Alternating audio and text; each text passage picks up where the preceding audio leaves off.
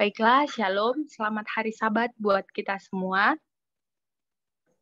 Terpujilah nama Tuhan oleh karena berkat dan kasih yang telah kita terima, sehingga kita umat-umat Tuhan, khususnya Jemaat Anna Maria Lewa KBC, pada malam Vesper ini boleh berkumpul untuk beribadah melalui virtual Zoom.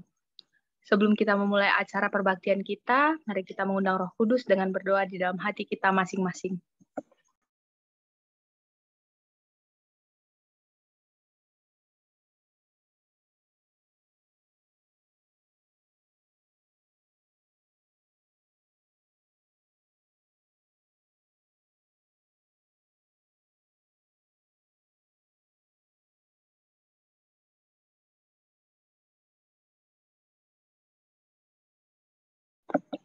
Baiklah, untuk memulai acara perbaktian kita, mari kita puji Tuhan dengan bernyanyi dari lagu Sion nomor 206. Untuk doa pembuka, nanti kita minta kesediaan Bapak Pendeta D. sendiri.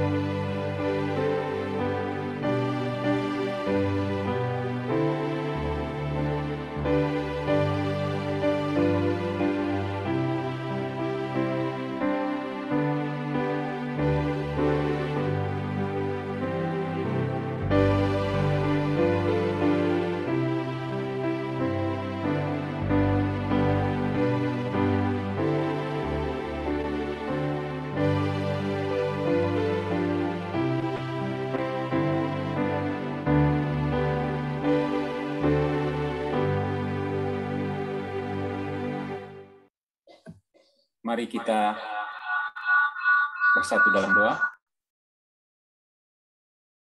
Maha besar Tuhan kami di sorga, terpujilah Engkau ya Tuhan yang baik, yang mengasihi kami.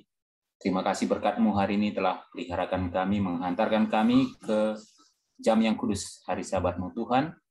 Penuhilah hati pikiran kami dengan Roh-Mu, yang kudus Tuhan, sehingga kami akan siap mendengarkan firman-Mu malam hari ini yang akan disampaikan oleh hamba-Mu, Bapak K.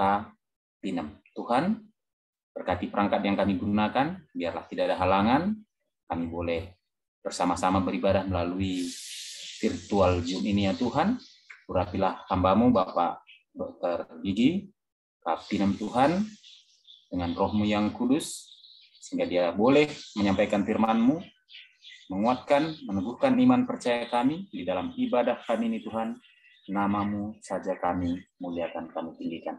Mohon ampun Tuhan, dosa-dosa kami sepanjang minggu bekerja kami.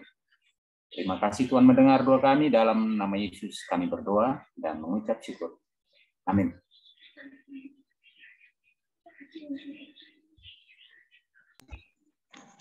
Baiklah, kita bersyukur oleh karena pada malam hari ini kita akan mendengarkan sebuah lagu pujian untuk Tuhan yang akan dibawakan oleh Koral dan Koreli Sembiring.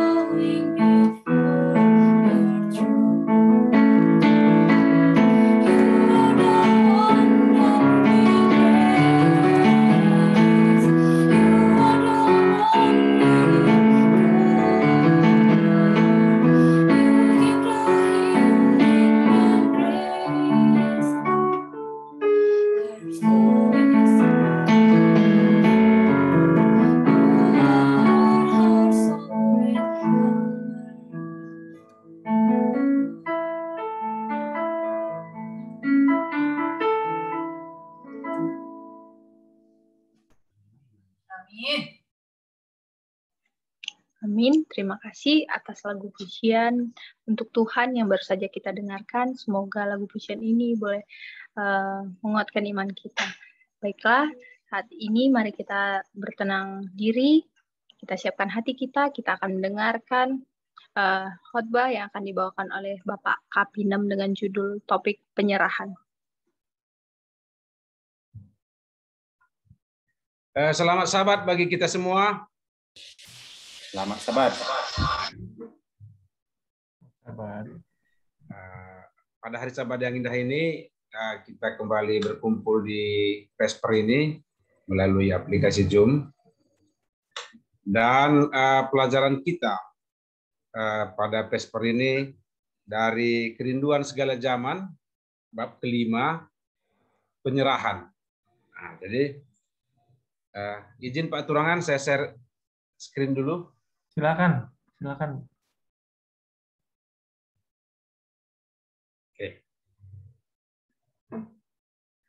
Oke. Jadi pada saat Yesus berumur 40 hari, Yusuf dan Maria membawa dia ke Yerusalem. Nah, Yusuf dan Maria membawa Yerusalem untuk mempersembahkan dia kepada Tuhan dan mempersembahkan korban. Ini adalah ritual Yahudi, yang mana Yesus patuh sama aturan-aturan saat itu.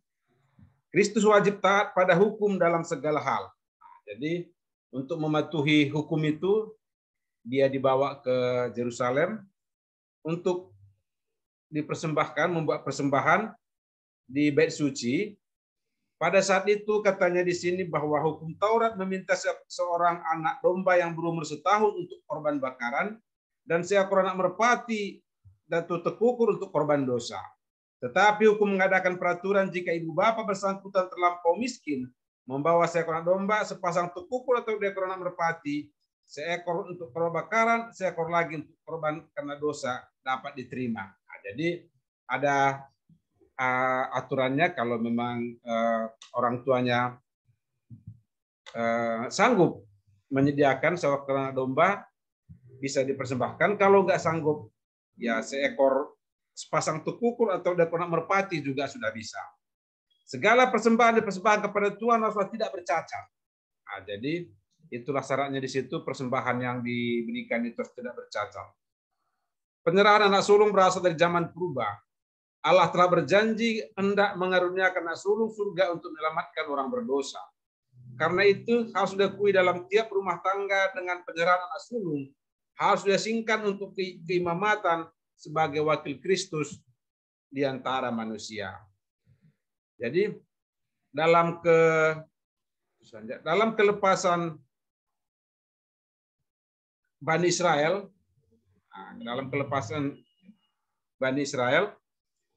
penyerahan anak sulung kembali diperintahkan ketika Bani Israel terikat dalam perhambaan kepada bangsa Mesir. Tuhan menyuruh Musa pergi kepada Firaun raja Mesir. Inilah sabda Tuhan. Bahwa Israel itulah anakku, yaitu anakku yang sulung, maka sebab itu sabdaku kepadamu, biarkanlah anakku pergi supaya ia berbuat ibadat kepada aku. Jikalau engkau melepaskan dia pergi, niscaya aku akan membunuh anakmu laki-laki yang sulung. Jikalau engkau melepaskan dia pergi, niscaya aku membunuh anakmu laki-laki yang sulung. Musa menyampaikan kabar itu, tetapi jawab raja yang angkuh, siapakah Tuhan yang harus kudengarkan firman-Nya untuk membiarkan orang Israel pergi? Tuhan bekerja bagi umat-Nya dengan berbagai tanda dan mujizat, menjatuhkan hukuman yang maha dahsyat atas Firaun. Nah, jadi ketika permintaan Musa tadi nggak dikabulkan oleh Firaun, sehingga akhirnya anak-anak sulung di keluarga-keluarga orang Mesir meninggal dunia. Pada saat perkabungan bangsa Mesir itulah mereka bisa melarikan diri dari tanah Mesir. Setelah menjatuhkan hukuman atas Mesir, bersabdalah Tuhan kepada Musa, sucikanlah bagiku segala anak sulung, hai manusia, baik binatang, akulah yang mempunyai mereka.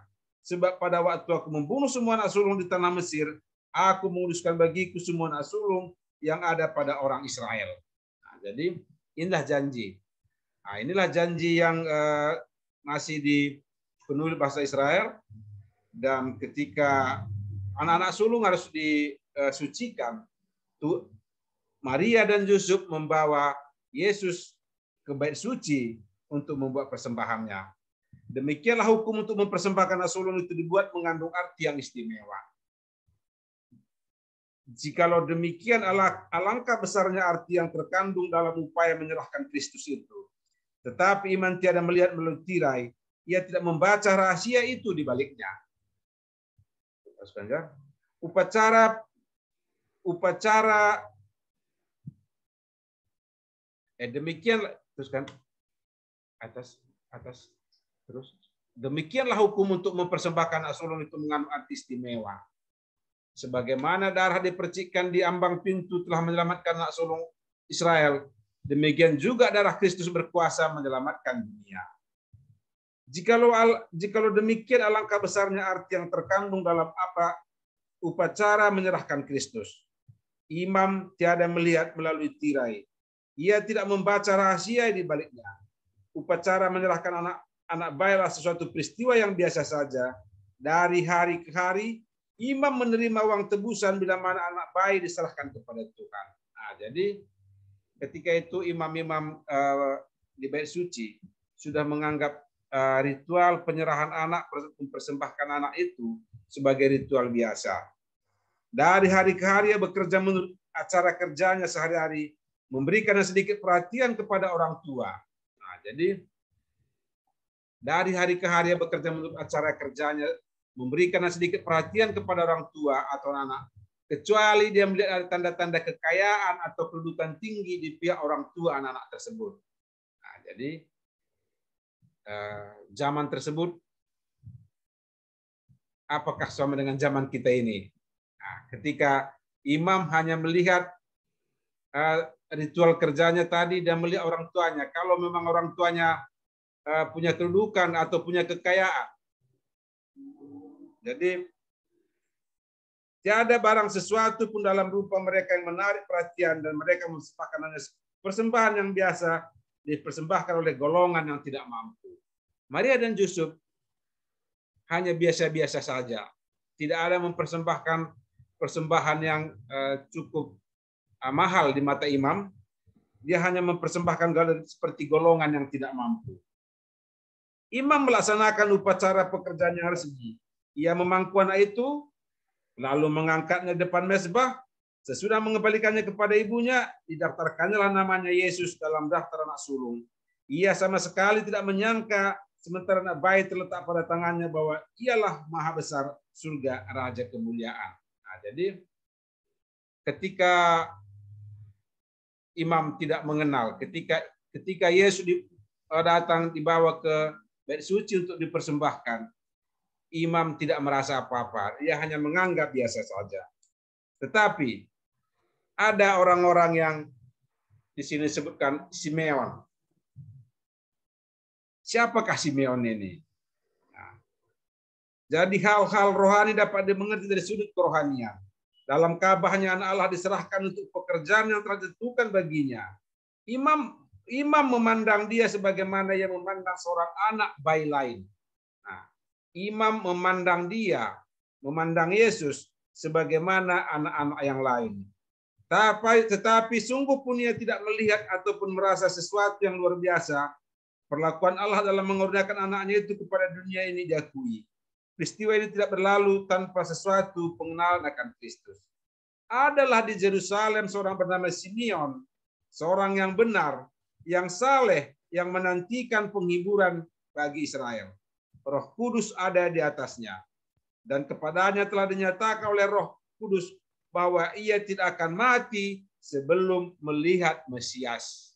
Nah, ada namanya Simeon, orang yang memang sudah dinubuatkan di sini bahwa sebelum mati dia akan melihat Mesias. Waktu Simeon masuk ke dalam Ka'bah, tidaknya satu keluarga tengah menyerahkan anak sulungnya dapat imam.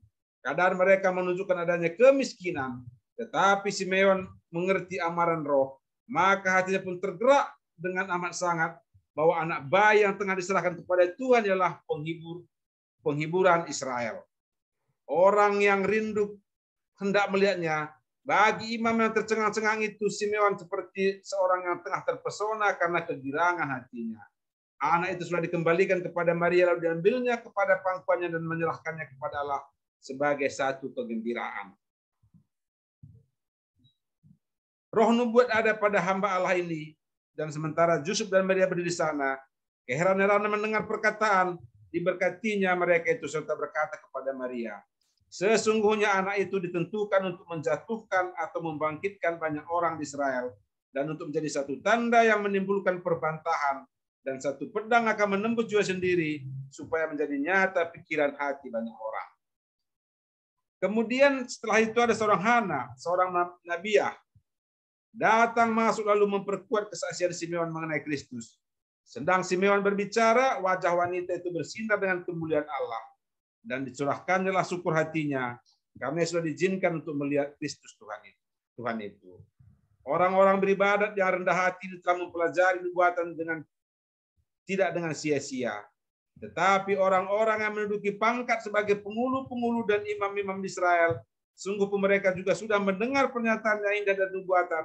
Mereka tidak berjalan pada jalan Tuhan, dan mata mereka tidak terbuka untuk melihat terang hidup itu. Nah, jadi ada seperti zaman kita ini juga nantinya. Simeon dan Hana, dia melihat siapa Yesus itu.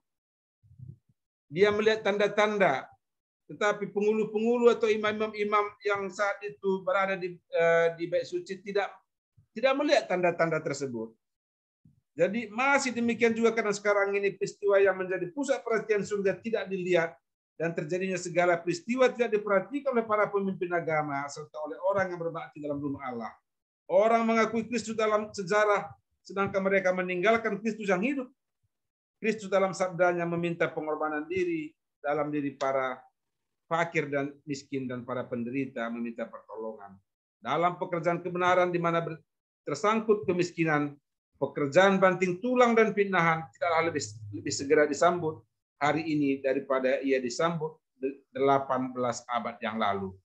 Maria memikirkan nubuatan Simeon maupun arti luas itu, sedang yang memandang anak yang pada pangkuannya dan menyenangkan perkataan yang diucap oleh gembala-gembala Bethlehem. Penuhilah hatinya dengan sukacita dan harapan gemilang. Perkataan Simeon itu mengingatkan kepadanya ucapan nubuat Nabi Yesaya. Suatu tunas akan keluar dari tunas tunggul Isai, dan taruk yang akan tumbuh dari pangkalnya akan berbuah. Roh Tuhan akan ada padanya, roh hikmat dan pengertian, roh nasihat dan perkataan, roh pengenalan dan takut akan Tuhan. Ia tidak menyimpang dari kebenaran dan kesetiaan seperti ikat pinggang tetap pada pinggang. Bangsa yang berjalan dalam kegelapan telah melihat terang besar. Sebab seorang anak telah lahir untuk kita, seorang putra telah diberikan untuk kita, lambang pemerintahan di atas bahunya, dan namanya disebut orang Penasihat Ajaib, Allah yang perkasa, Bapa kekal, Raja damai. Jadi Maria setelah anak itu diserahkan ke pangkuannya, dia mengingat perkataan-perkataan dari gembala-gembala di Bethlehem katanya. Kemudian dia juga membuat Nabi Yesaya, tetapi Maria tidak mengenal tugas Kristus. Maria tidak mengenal tugas Kristus. Simeon sudah membuat tentang dia sebagai suatu terang yang memerangi orang kafir serta suatu kemuliaan bagi Israel. Demikianlah malaikat telah mengumumkan kelahiran Juru Selamat sebagai kabar kesukaan bagi segala bangsa. Allah sedang berusaha memperbaiki pendapat orang Yahudi yang menjadi tempat pekerjaan Mesias. Ia menghendaki agar manusia memandang dia bukan sebagai pelepas bangsa Israel, tetapi juga penebus dunia. Tetapi memerlukan bertahun-tahun lamanya bagi Yesus sendiri untuk mengerti tugasnya. Maria mengharapkan Mesias berkerajaan di atas takhta Daud. Akan tetapi ia tidak melihat baptisan penderitaan dengan mana hal itu wajib dicapai. Oleh Simeon sudah dinyatakan bahwa Mesias tidak akan menempuh jalannya bebas dari rintangan di dunia. Dalam ucapan kepada Maria, dan satu pedang akan menembus jiwanya sendiri. Allah dalam kasih-Nya yang lemah lembut akan memberikan kepada Ibu Yesus amaran tentang penderitaan yang karenanya sudah mulai dideritanya. Sesungguhnya anak itu ditentukan untuk menjatuhkan atau membangkitkan banyak orang Israel dan menjadi satu tanda yang menimbulkan perbantahan. Kita harus jatuh ke atas batu itu dan hancur sebelum kita dapat diangkat dalam Kristus. Orang Yahudi tidak mau menerima kehormatan yang dicapai dengan jalan kerendahan, sebab itu mereka tidak mau menerima penebusnya. Ialah tanda yang akan diberbantahkan orang itu. Supaya menjadi nyata pikiran hati banyak orang dalam terang kehidupan Juru Selamat, hati orang, bahkan dari kali hingga Raja Kegelapan dinyatakan, setan telah melukiskan Allah sebagai mementingkan diri dan suka menindas, menuntut semuanya tetapi tidak memberikan sesuatu. meminta pelayanan dari segala makhluk demi kemuliaan sendiri, tetapi tidak suka mengadakan sesuatu pengorbanan demi kebaikan mereka itu. Jadi inilah yang sekilas pelajaran kita tentang penyerahan. Bagaimana dari cerita ini tadi diceritakan bahwa Yesus dibawa ke bait suci. Di bait suci juga persembahan atau orang-orang tua bisa mempersembahkan domba. Kalau memang mereka punya uang bisa mempersembahkan domba. Kalau tidak punya uang bisa sepasang burung merpati juga bisa. Dan imam-imam hanya melihat seperti itu. Mungkin ada perhatian khusus kalau ada sedikit orangnya punya kedudukan atau punya kekayaan. Tetapi dia tidak melihat siapa Yesus sebenarnya. Kemudian di saat seperti itu ada Simeon dan Hana yang dari pandangan dari pelajaran nubuat mereka sudah membaca tentang siapa Yesus, dan begitu Yesus dibawa ada gerakan di hatinya bahwa inilah Mesias itu. Langsung di pangkunya, langsung disampaikannya kepada Maria bahwa satu pedang akan membunuh dia. Maria tidak mengerti saat itu. Dia berharap bahwa tahta Daud akan kembali kepada anaknya. Tapi Simeon mengatakan tidak. Kadang mereka menunjukkan kadang sampaikan kepada Simeon bahwa anaknya anak bayi itu akan dibunuh oleh pedang. Nah, jadi bagaimana sudah digambarkan pengorbanan Yesus berikutnya di kayu salib untuk penebusan. Bagaimana tanda-tanda dari kecil sudah sebenarnya disampaikan kepada dunia. Bagaimana dunia mengenal, bagaimana sedikit orang yang mengenal siapa Yesus itu. Dan tugas kita pun di zaman sekarang ini masih ada mungkin Simeon dan Hana di zaman kita ini yang mengenal Yesus. Bagaimana juga para pejabat di bait suci hanya mementingkan orang-orang yang berduit yang mereka terima. Tetapi itulah gambaran awal bahwa penyerahan ini menggambarkan awal dari pekerjaan Yesus yang panjang, yang besar, bahwa dia penebus umat manusia. Jadi pelajaran kita yang cukup singkat ini di malam hari ini tentang penyerahan ini, mungkin nanti di pelajaran berikutnya akan diteruskan lagi tentang riwayat perjalanan Yesus. Tapi satu poin tadi penting di sini kita bahwa biarlah kita menjadi Simeon dan Hana yang membaca tanda-tanda nubuatan, tanda-tanda zaman, sehingga tetap kita berserah kepada Tuhan dan Tuhan akan menyertai dan memberkati kita. Terima kasih. Selamat Sabat buat kita semua. Amin. Amin. Terima kasih buat Bapak Dr. Gigi Cornelius Pinam. Baiklah, mungkin di antara kita, Bapak Ibu ataupun saudara-saudara, ada yang ingin memberikan keterangan tambahan ataupun mungkin ada masukan berupa pertanyaan, dipersilahkan.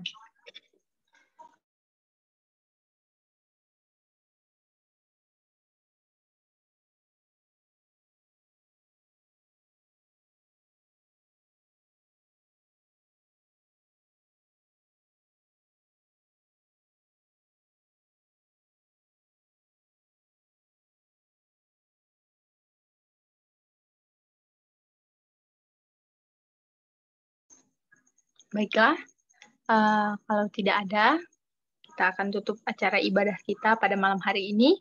Mari kita bernyanyi dari lagu Syiar nomor 221, Aku Datang Sekarang Yesus. Nanti doa penutup oleh Bapak Kapinem.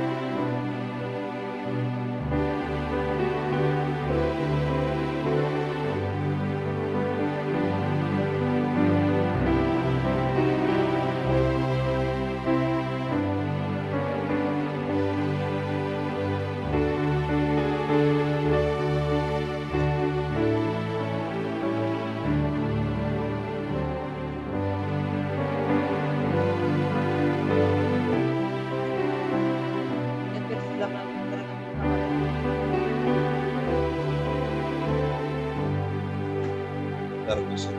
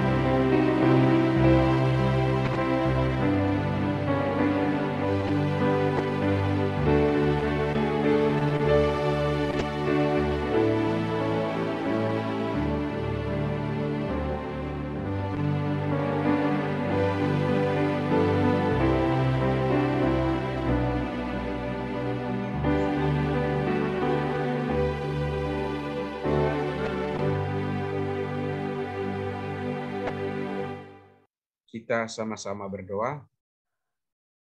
Allah Bapa dalam kerajaan surga, Tuhan hari Sabat yang kami sembah dan kami muliakan.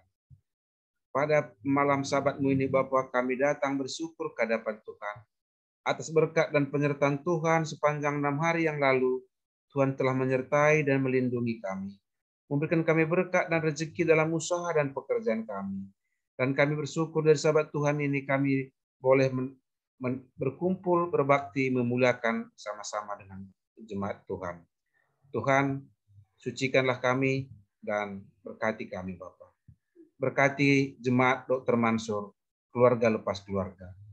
Lindungi dan berkati dan memberkati dan menyertai Bapa anak-anak kami semuanya. Biarlah selama pandemi ini, sepanjang pandemi ini Tuhan memberkati dan memberikan kami kesehatan. Melindungi kami Bapa dari mara bahaya dan kuasa-kuasa kegelapan. Kami berdoa Bapa, Tuhan pimpin kami sepanjang hari malam ini, dan besok pagi kami boleh berkumpul di gereja-Mu yang suci, dan melalui Zoom, dan kami berbakti menyucikan hari Sabat Tuhan. Tuhan menyertai kami semuanya. Kami juga berdoa Bapa, buat keluarga Surbakti yang sedang berduka. Tuhan memberkati dan memberikan mereka penghiburan dari surga, supaya mereka cepat terhibur Bapa. Dan keluarga bisa kembali bersama-sama kami untuk berbakti memuliakan nama Tuhan. Tuhan, dimanapun kami berada, penyertaan dan berkat Tuhan selalu bersama dengan kami. Tuhan, kami juga berdoa buat jemaat kami yang dalam keadaan lemah iman atau dalam keadaan sakit atau apapun masalah-masalah pergumulan hidup. Tuhan kuatkan mereka, sehingga kami tetap punya kerinduan untuk bersatu berbakti memuliakan nama Tuhan. Tuhan pimpin kami Bapa sepanjang malam ini. Ini doa kami. Dalam nama Yesus kami berdoa dan bersyukur. Amin.